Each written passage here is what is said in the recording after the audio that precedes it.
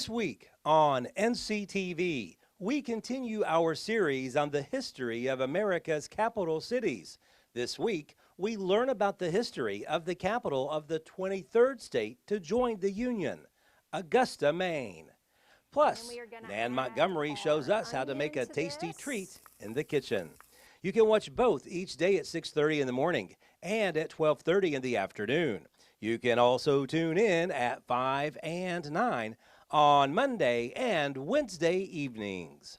Only on NCTV, your best source for local stories about local people. I wish you all could smell this. It smells so good.